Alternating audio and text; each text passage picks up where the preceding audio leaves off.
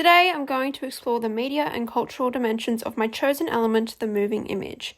Before the moving image, there was the still image, which first came with paintings and then photographs with the invention of cameras in the 19th century.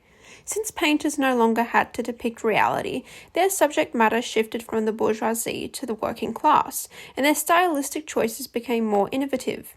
Neo-Impressionist artists such as Van Gogh attempted to create movement in still images by depicting light in a vibrant, rhythmic, and painterly manner. But the still image could only capture a singular movement, leaving the subject matter to be stuck in time, as Associate Professor Bruce Isaacs asserted. And then came the moving image. With the invention of film in the late 19th century, a mass consumer society was cultivated. Film became a vehicle to drive American capitalism, with advertisements promoting products like cars, broadcasting sports events, and watching films in cinemas. In this week's lectures, Associate Professor Bruce Isaacs outlined the three interconnected components that help us to understand film, which are the frame, the relationship of frames, and Alfred Hitchcock's pure cinematics.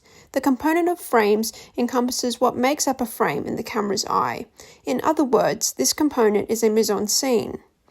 In the pre-recorded lecture, Isaacs explains how the relationship of frames is about relating frames to each other and the rich and vibrant tapestry of meanings which emerge from those relations.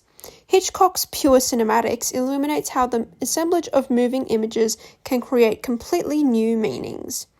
Now we have a close-up. Let me show you what he sees. Let's assume he saw a woman holding a baby in her arms. Now we cut back to his reaction to what he sees. And he smiles. Now, what is he as a character? He's a kindly man. He's sympathetic. Now, let's take the middle piece of film away, the woman with the child, but leave his two pieces of film as they were. Now we'll put in a piece of film of a girl in a bikini.